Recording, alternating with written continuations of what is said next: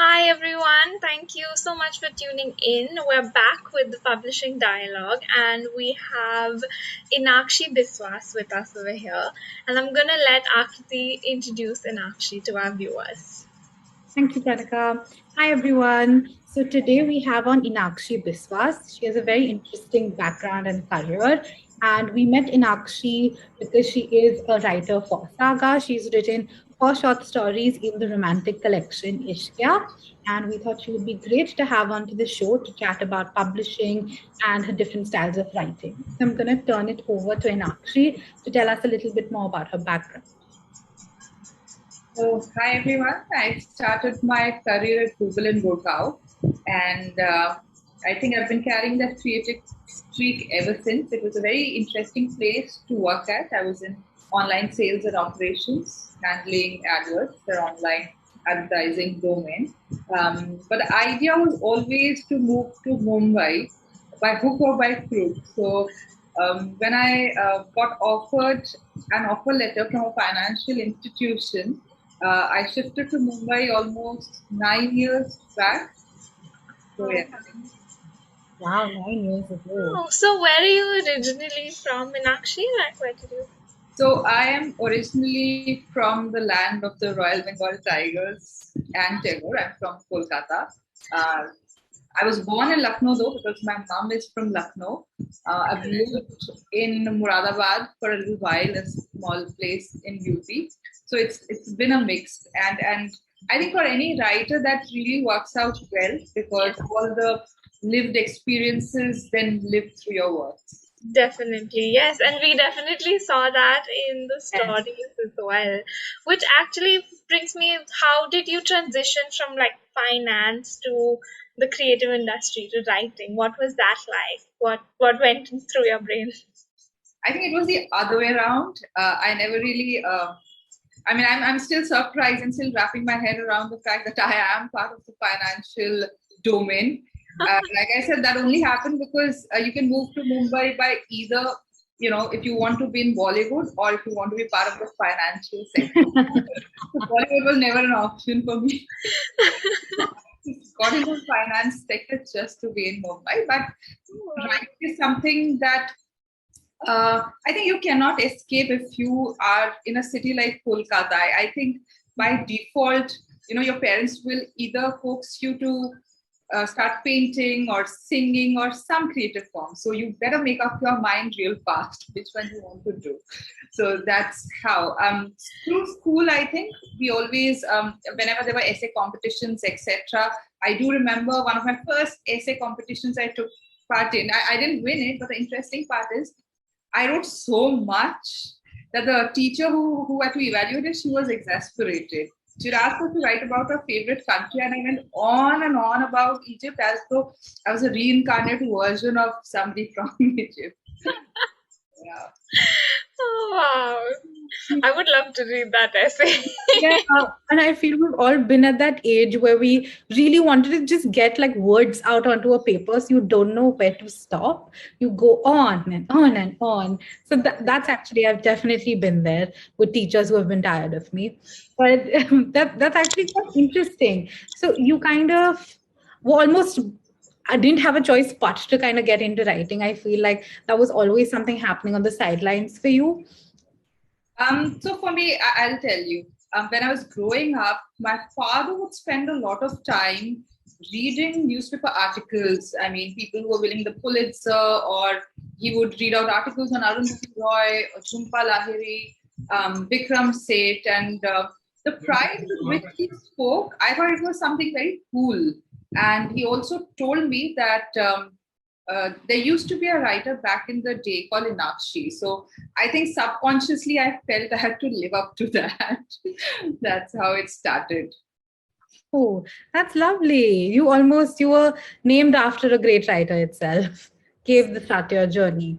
So, though you are in the financial world and you are kind of working a 9 to 5 job, how do you manage including writing in that? What are the aspects that you dabble into with writing?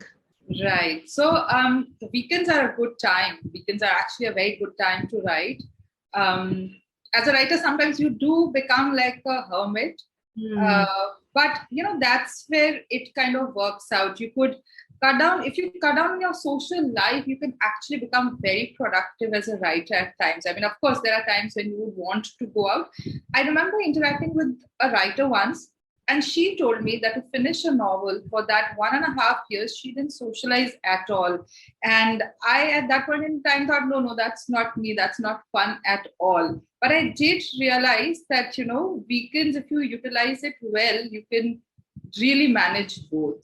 And reading, I mean, nobody's stopping you from reading on weekdays as well. So when I would be traveling, I would somehow, sneak in a book or two, and during my travels, try to read a little bit. The local trains helped. Reading is a forever. Reading always has a place in our heart. I mean, we're making books that people can read all the time, for sure. But I think that's so true what you said about writers being like hermits, because we have this saying, I feel, that we say in every episode of ours, that writers are always living in isolation. For them, it's such a solo activity. And like you said, you have to cut down on social activity. But does that get you into a kind of writer's block sometimes, because it feels as if you're not being able to socialize with people, and that's actually where writers really get their inspiration from people and the things they do. So how does that work together? When you have to write, you have to be in isolation. When you want inspiration, you need to be with people. How do you manage the two? Right. So for me, I get into a zone, and for me, deadlines really work. So if I know I have a deadline to catch up on, then those times I don't socialize. I just focus on my writing, because I think you are already carrying so many experiences of people. But yes, then there are times when I kind of feel that maybe I should just go and meet people. And you don't really go with the thought of finding stories for them. You just talk to them, and they end up telling you something funny or something which is very heartwarming, and you just pick up from there. So it's an organic process. Like, people I interact with, they know when I have my deadlines, they don't reach out to me. But you don't have deadlines all the time. So there are those phases when you rejuvenate yourself. But I think the lockdown worked wonders for writers. I mean, this was one pro that each and every writer has been talking about, because you're forced to be in your shell. And I think the writers are very happy. I used to be an extrovert before COVID, but post lockdown, I realized that I kind of enjoy being on my own. Away from people. You also realize that you're actually carrying a lot of stories with you that you can write about. That's true. That is it, because it gives you more time to sort of sit down and contemplate over so many things and the things that are happening around you as well. I feel like that's and I think the pandemic gave us that space. Which actually, I wanted to ask you, what was your sort of inspiration in terms of, as you said, you get inspired by real life people, and then how did it work during the pandemic, because you're not meeting people at that point in time? So what happened then? Right. So I think I have an advantage here, because disaster is my middle name. Since I somehow find myself in situations where I'm in trouble. So all these years, whenever my friends used to listen to my stories, those who are not writers at all, okay, who themselves admit that they're pretty bad at stringing two lines together, they used to say, if you don't write, I'm going to write all of this on your behalf. So I think pandemic, my mom cheered me on. She said, when else would you write all that? I think you should. So I had luck on my side that I have always attracted all kinds of funny situations. Wow, that's really nice, having friends who have stories, and then you have that sort of inspiration going. Intention to get in trouble. That's what I was saying. Oh, that's really nice. And so I believe you're also script writing, and you work in that area of writing as well. So can you tell us a little bit about that content? How did you get into the world of script writing? What's your process like? Right. So 2016, I had cracked a competition, an all-India competition by Star Plus. It was for script writers. I really hadn't watched much except Friends, frankly, till then. And bit of How I Met Your Mother and a little bit of Gossip Girl, but that was only for the fashion that I used to watch it. So when I cracked it, then I sort of paused. I realized that if I haven't consumed content and I have still been able to make it, then probably there is something there. Mm-hmm. And there was a 2-day residency that we had to go through. Our mentor was David Freeman, who is quite a noted scriptwriter himself. So that's when I realized that if you're essentially a storyteller, I'm not talking about the writer bit, if you're essentially a storyteller, then you can transition. There are a lot of techniques there, but you can really pick it up. And when I moved to Mumbai, I had also been a performance storyteller. So I kind of realized that I could really tap into that. It also helps if through life you've met interesting characters. So for me, I hadn't consumed enough content, but I had met tons and tons of interesting people, including myself. That's what I'd like to feel.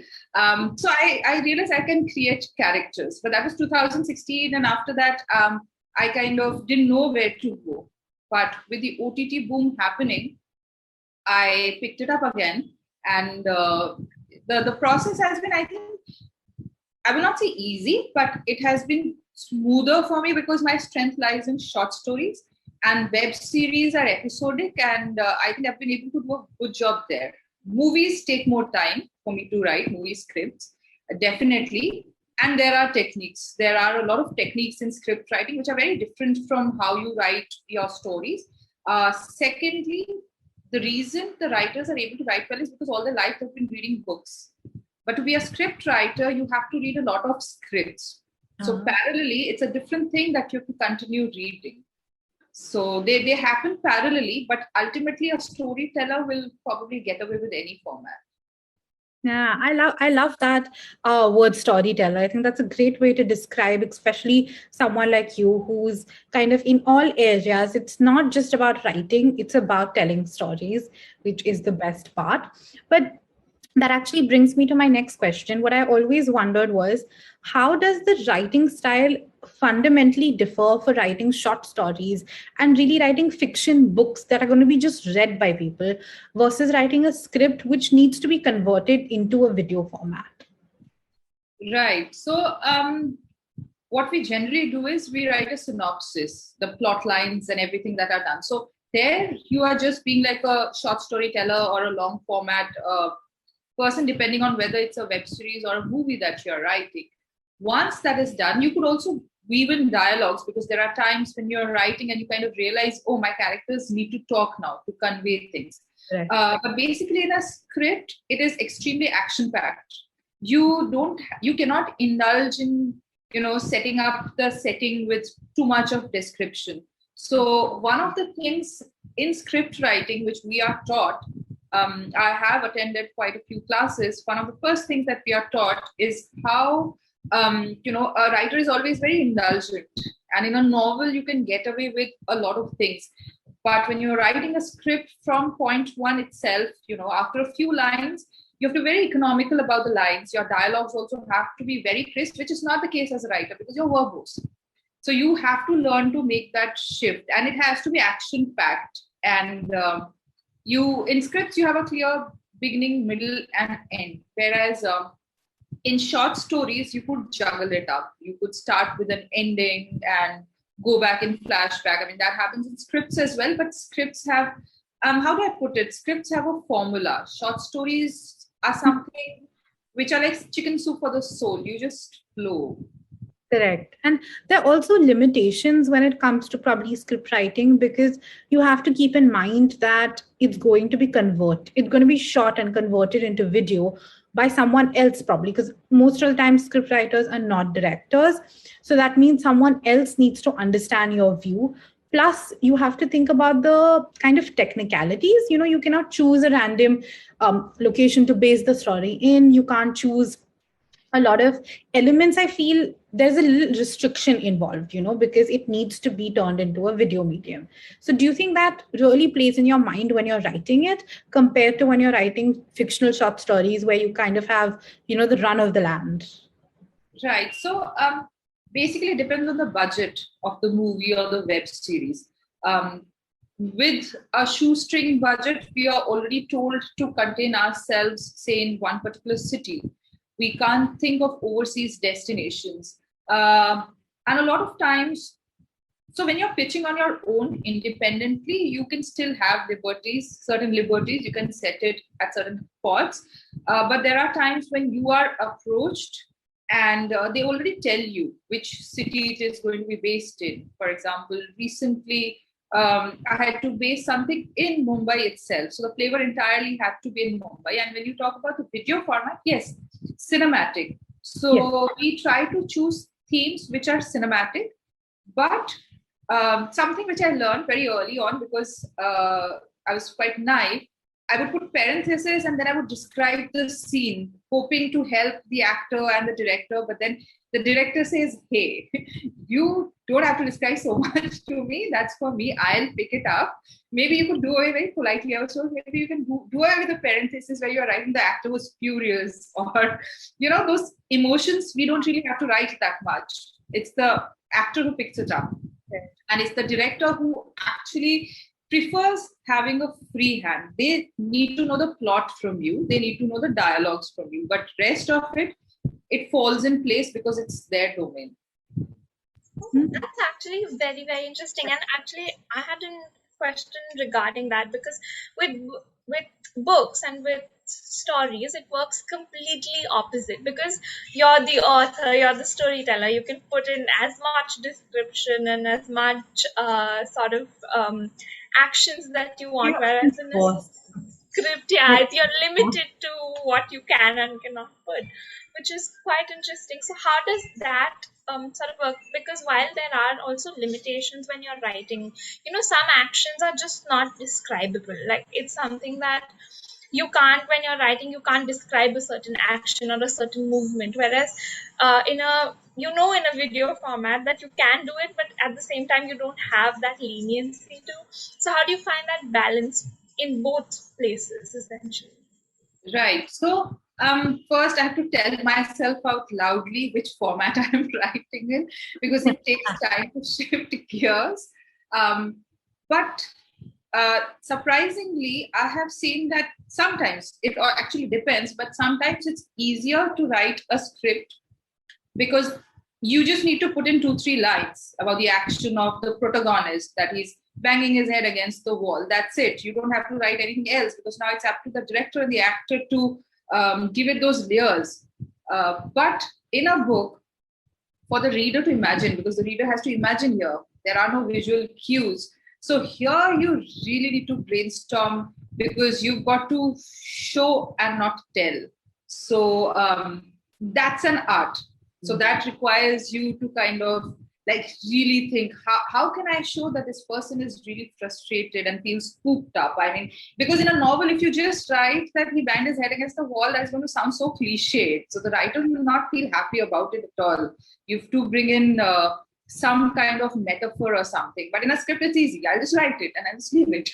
So that's how it works. Oh, that's very true. I think a kind of, what do you call it, a tip that writers follow, I feel should follow often, is show, not tell. Because the more you tell in a novel, the more dry it's going to seem, and your action is not going to come across. But for scripts, like you said, you can easily just tell the script, the director and the actor, and they will show it in their way. So that is quite great. So another thing that I thought of when you're script writing, like when someone is writing a novel, the characters are so dear to their heart and they really flesh out the characters. But with an actor being involved, the director being involved, they're going to have their own take on it. So how, you've written a script, but how often does it completely change its way when, by the time it actually makes it to the cinematic form? Yes, that happens a lot. And you have to take it with a pinch of salt. But not just at that stage. Before that, there are a lot of modifications that take place. So you might write something because you have imagined a certain character, or rather 2-3 characters in a certain way, and you submitted it, but for various reasons, that is not what they want. So there's a lot of back and forth that already happens. So a lot of times, in fact, most of the times, you're not left with whatever you had originally in mind. So it's already been reinvented a couple of times. It's no longer what it was. So by the time it goes to development, you've already gone through that phase of accepting it. You develop a thick skin then while the script writing process happens. Yes. Yeah. Okay, yeah, that was very interesting. And then keeping in mind, that process, can you tell us a little bit about the modifications to a script when it comes back to you, or do you need to change it according to an actor's persona or something like that? Right. So a couple of times we are told that this particular character this role could probably go to that particular person. But maybe the main protagonists are left untouched. I mean, we are not told, maybe because they want us to see how we develop it. I think that could be one reason we are not. I mean, they also don't have anybody particular in mind. But when you talk about persona, etc., I think it is basically the writer who fleshes it out, and then they kind of try to see who could kind of fit it. It could work the other way around as well.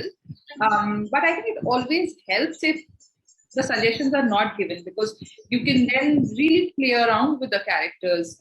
So yeah, that helps. I'm sorry, what was the other part of the modifications? You wanted to know more about the modifications. Okay. So modification wise, for example, if something is set in the late 90s, all right, and I am being I want my female protagonist to be very, very strong, which is how it is in these days. But if you watched Dil Se and a lot of movies back then, they were very different. Yeah. The female characters were very different. But we have grown up in this generation. So I have had situations where I have written a character, female protagonist, keeping in mind how we think today. But then they remind me that, hey, this is the late 90s. So they say that, of course, with due respect, women must have been fiery even back then, but somehow it's not giving the flavor of that milieu. So very reluctantly, but then I still try to haggle. I say, but still, those are the untold stories. For example, I can give you the example of Chandni Bar. So Chandni Bar, although was an amazing movie, but if you see, she was passive. She didn't have any agency. So if I have to write about a dance spa girl, I'm a girl of contemporary times. So I am very keen to give her agency. And then they kind of gently tell me, no, those modifications, then come in the modifications. And then they say that, when we change the era, then probably you can play around a little bit more. So modifications could be because of the era, or, so this happens a lot. Suppose you've been given a particular state and the plot is to be set in that state. You have picked up a particular city or a district and you've written the entire thing, submitted to them, and they tell you that, hey, there's another show at another channel which has come up with that city. So you have to go back and do research on some other city in that particular state, which is pretty painful, because now you had to set on this city. You found out a lot of historical stuff and you've used a lot of symbolisms, and now you're in love with those symbolisms which you'll not find in the other city, because that other city is probably not historically that rich. But then those are the modifications. Those are the kind of small things that you don't even realize but get so involved in script writing. Actually wanted to ask you any titles that you would like to tell the audience about that they could probably go and watch that you've contributed to. As of now, I've signed an NDA. Okay. But going forth, because titles, frankly speaking, the titles are not known to me yet. So it will take time. In process. All right. That's great. Looking forward to whenever they come out. So actually speaking about your now fiction writing and the fact that you wrote for Ishkya, romantic short story collection on Saga Fiction, we have 4 stories that you've written. So I wanted to personally ask you which one was your favorite and which one was the most difficult for you to write? And none were difficult to write because these stories just come to you. It was extremely enjoyable writing all of these stories because heartwarming stories come very naturally. Unlike, say, if I'm told to write a thriller, so then I can't be heartwarming, so I have to be cold. So these come naturally to me, and these are very therapeutic for me. Unlike, say, if it's a murder mystery, so that isn't exactly therapeutic because I'm pushed to kill characters, grisly murders. And talking about the favorite one, I think I will call it The Night Jasmine. Oh, wow. It's sort of autobiographical, and all the characters are real. So Wow. I it took very little time for me to write, and that's what I realized about fiction. Although we call it fiction, but it's effortless to write if a high percentage of it is real. Fictionalizing is what takes up your time, basically. So the more real it is, the smoother it is, because the emotions flow very, very smoothly. No. So, which character would you say was autobiographical from the Night Jasmine? The female protagonist, Okay. Night Jasmine herself. Oh, wow. Okay, that's beautiful. I think that's a great story, and I would definitely tell our readers to go read it, check it out on the Saga Fiction app. Yes, And definitely. as a last question, we wanted to ask, what are the other forms of storytelling that you're looking forward to working with? There's you've kind of worked with video in a way. Of course, there's been books and ebooks. What about things like audiobooks and any other new kind of formats you see up and coming? Right. So podcasts are definitely in my line of vision. I've just about started one called Rainbow in the Puddle. Oh, And I want to revive my performance storytelling again. There are quite a few platforms now where one can actually perform, and it's just amazing to perform your own story, because you can keep improvising. I have a poor memory, so whatever I write, I forget. So I keep improvising if it's my own story. So definitely audiobooks, because at one point of time, I fancied myself as a voiceover artist. I thought I'll come to Bombay and then I'll also be a voiceover artist on the weekends. That hasn't happened so far, but whenever I watch these animated series, from The Little Mermaid, Ariel, I've always wanted to be the voice of Ariel. So I think stories, and if you perform them in audiobooks, they actually give you that opportunity. And I would really want to say no to a voiceover artist, and I would want to do my own storytelling if that happens. But yes, audiobooks definitely help you. If you can narrate it, then you're not just being a writer, but you can also live the life of a voiceover artist, I feel. Wow, that's really nice. Yes, I think that's something that it's a very interesting medium as well to audiobooks and sort of hearing it out and the expressions and the dialogues. It's something completely different. It's a completely different experience to reading while at the same time you are technically reading, but But yes, thank you so much, Enakshi, for coming on the publishing dialogue and chatting with us. I think it was a very, very fun conversation, and we got to know so much about script writing and movies and how that part of writing works essentially. So thank you so much for that. And we hope to have you write some more stories on Saga fiction that people can read. Surely. Thank you so much. It's been my pleasure. thank you. Bye, Thank you. everyone.